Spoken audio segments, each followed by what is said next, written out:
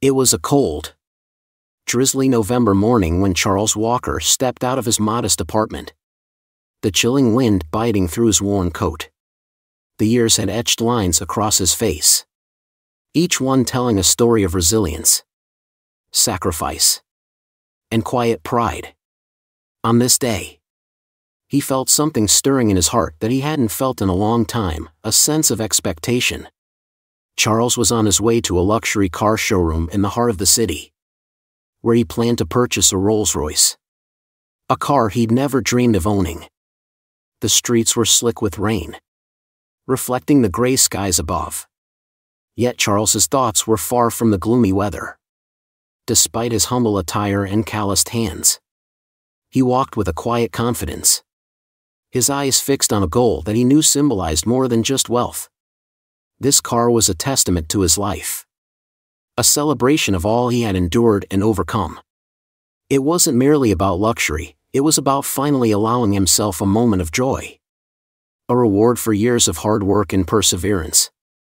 His son, Marcus, had persuaded him to indulge, insisting that his father deserved something beautiful after a lifetime of sacrifices. Marcus, now a billionaire and CEO of a thriving corporation, credited his success to the values Charles had instilled in him: integrity, hard work, and an unyielding sense of justice. For years, Marcus had offered his father the comforts and luxuries he had never known. But Charles had always declined, content with his simple life. However, today was different. Today, he was determined to embrace his son's generosity, not as a symbol of wealth but as a symbol of a life well lived. As he approached the grand glass doors of the showroom, his mind drifted back to his childhood in the segregated South, where life had been a daily struggle against discrimination. He remembered the pain of being told he couldn't sit at certain counters, drink from certain fountains, or walk on certain streets. Those memories of hardship were vivid, yet they didn't dampen his spirit. Instead, they fueled his resolve. He had raised a family, instilling hope in his son, determined that Marcus would never face the same injustices he had. Charles took a deep breath as he stepped into the showroom.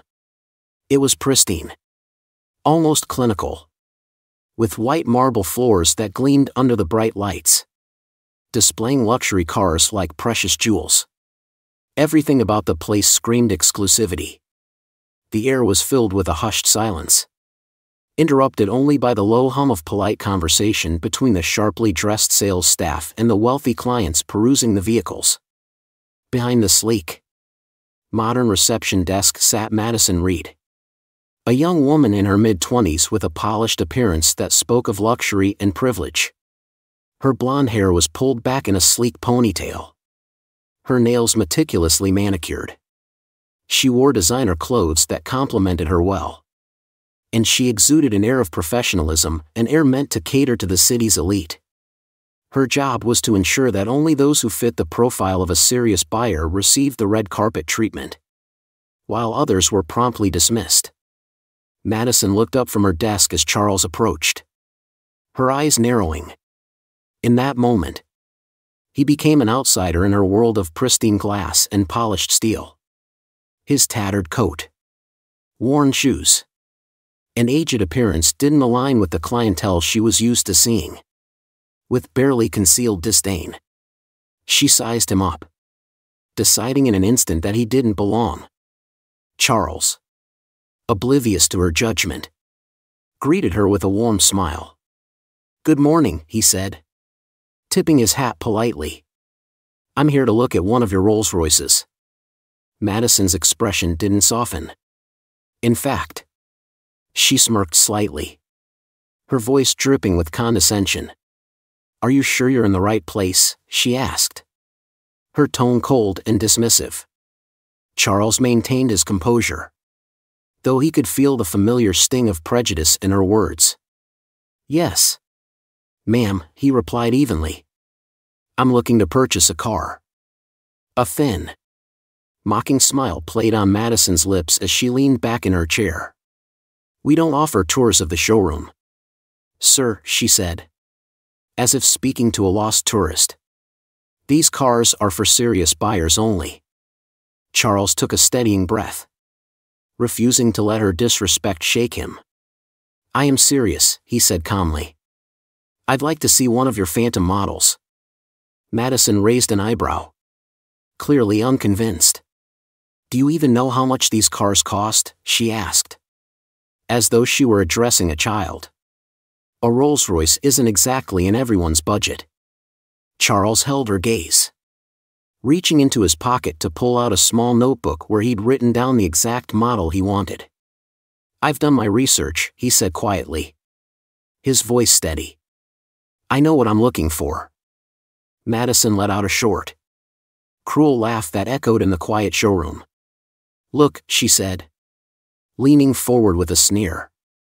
I don't know who you think you're fooling, but you're not buying a car here. These cars aren't for people like you. The words hung in the air, each syllable heavy with scorn.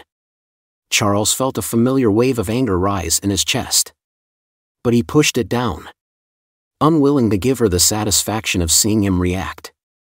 He had faced this type of prejudice his entire life, yet it stung just as sharply as it had in his youth. My son is Marcus Walker, he said quietly, the strength of his voice undercut by the vulnerability in his gaze. He's the CEO of Walker Enterprises. I've come here today to purchase this car with his help. For a brief moment, Madison hesitated.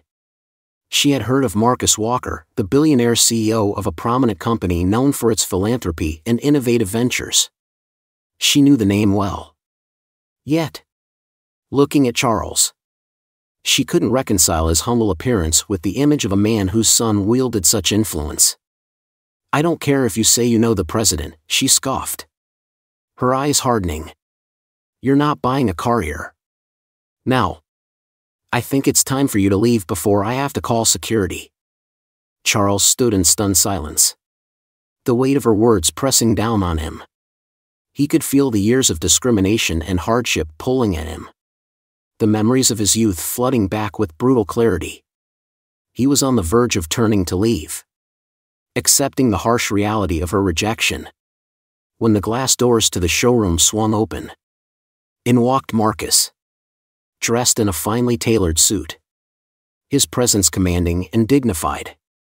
He was here to meet his father, unaware of the painful exchange that had just transpired. But the moment he saw his father's face, he knew something was wrong. He could see the hurt in Charles's eyes, the weariness etched into his features, and it stirred a deep anger within him. Dad, what's going on? Marcus asked, his voice filled with concern as he glanced between his father and the receptionist. Madison's expression shifted instantly, her earlier arrogance dissolving as she realized who Marcus was. She stood frozen, her confidence replaced by a look of shock and growing fear. She had insulted a man connected to one of the most influential figures in the city, and the reality of her mistake began to sink in. Is there a problem here? Marcus asked, his voice cold and cutting as he turned to Madison, his gaze sharp and unyielding. Before she could respond, another figure emerged from the back office. It was Mark Caldwell, the dealership's manager. A tall man with salt and pepper hair and a stern expression. He had noticed the commotion and decided to step in, hoping to salvage the situation before it spiraled further. Mr. Walker, Mark said, addressing Marcus with a polite smile. I apologize for any misunderstanding. We value your business here. His eyes flicked briefly to Charles, and though he attempted to mask it, there was a hint of disdain in his expression. Charles sensed the change in the atmosphere. He had faced men like Mark Caldwell countless times before, people who wore polite smiles but harbored silent contempt. Mark's polished demeanor was a thin veil over the prejudice Charles had seen too often in his life. But Charles remained calm. Not because he didn't feel the insult, but because he had learned to carry his dignity even in the face of such quiet hostility. "There's no misunderstanding," Charles said softly, his voice steady yet weary. "I came here to buy a car. But your staff made it clear I don't belong." Mark's smile faded, and he turned to Madison, a hint of frustration flashing across his face. He hadn't expected a customer with this level of influence to walk in today, especially not one who had faced such a rude reception. But Marcus wasn't interested in the manager's attempts at damage control. He could see the strain in his father's posture. The hurt Madison's words had left. A fierce protective instinct stirred in him, igniting a sense of anger he hadn't felt in years. "You treated my father like he was nothing," Marcus said, his voice low, yet laced with controlled fury. "Do you even know who he is? What he's been through?" The entire showroom had fallen silent.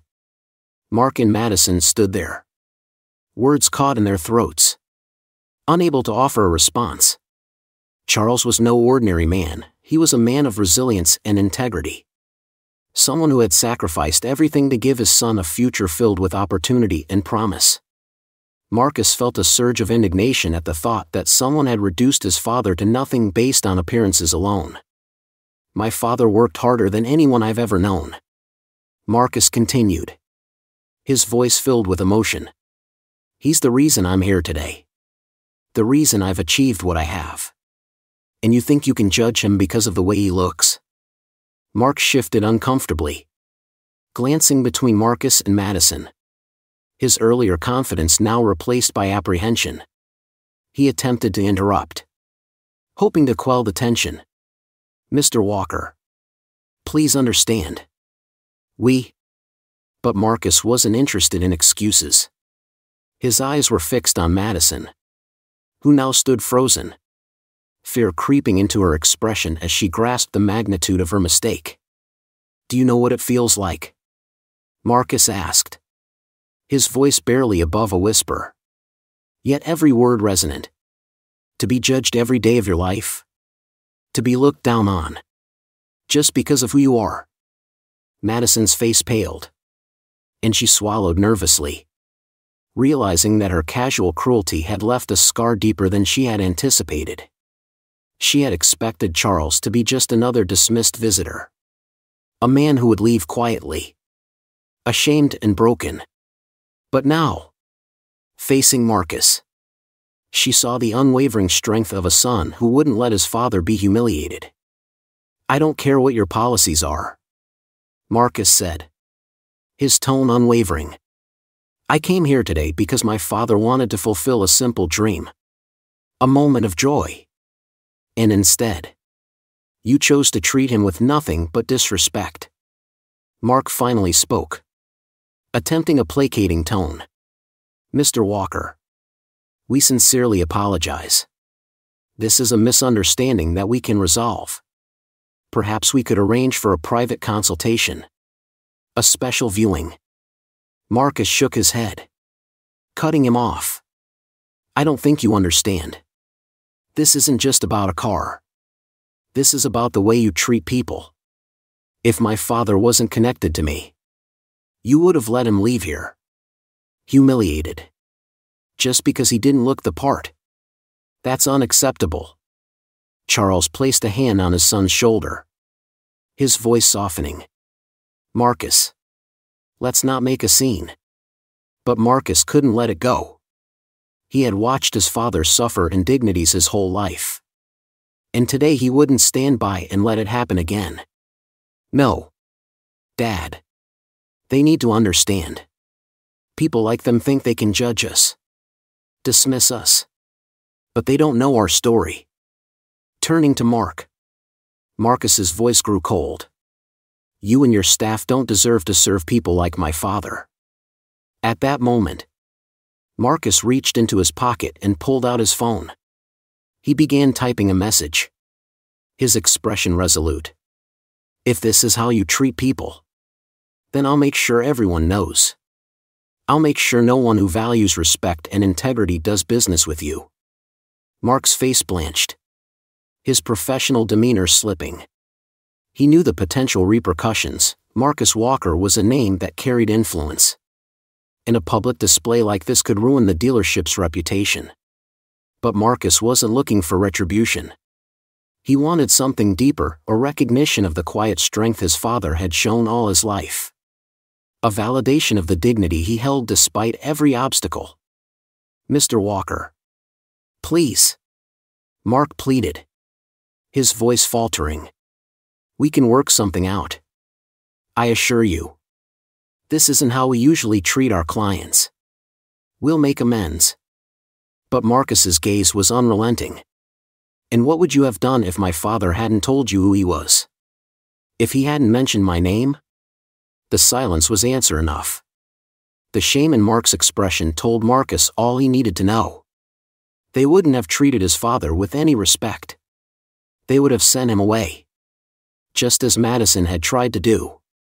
Charles, sensing his son's unyielding anger, stepped forward. His voice calm and steady. "Marcus. Let's leave. I've been through worse in my life. I don't need this car. I don't need their apology."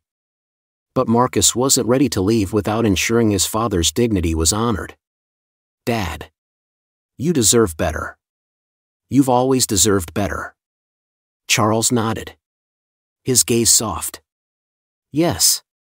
But I've always had something greater than what money can buy. I have a son who cares for me. And that, Marcus, is worth more than any car." The words sank in, softening Marcus's anger. He knew his father was right. Charles had faced life's hardships with resilience and grace, teaching Marcus the true meaning of strength. And Marcus understood that his father's dignity didn't need validation from a showroom or a fancy car. As the two men turned to leave, the showroom staff watched them in silence, a mix of regret and discomfort in their eyes. Madison, who had initiated the entire ordeal, stood paralyzed, realizing too late the damage her prejudice had caused. Her gaze followed Charles as he walked out. A man who had faced a lifetime of discrimination yet carried himself with a dignity she could barely comprehend. Outside, the city lights reflected off the wet pavement, casting a quiet glow around them. Charles looked at his son, his eyes filled with pride. "Thank you, Marcus. Not for the car, but for standing by me." Marcus nodded, his own voice thick with emotion. "You taught me everything I know, Dad. Today, I just wanted to honor you, even if it's in a small way." Charles gave him a gentle smile. "You've done more than enough, son. More than enough." They stood in silence for a moment, the bustling city around them a stark contrast to the quiet peace between father and son. For Charles, the day had been a reminder that, despite the prejudice he had endured, his true legacy was in the strength and integrity he had passed on to his son. And for Marcus, it was a reminder of the quiet power his father wielded, a power that came not from wealth, but from the dignity that no one could take away. In the end, they walked away from the showroom, not with a Rolls-Royce, but with something far more valuable, a bond of respect, love, and resilience that no amount of prejudice could diminish.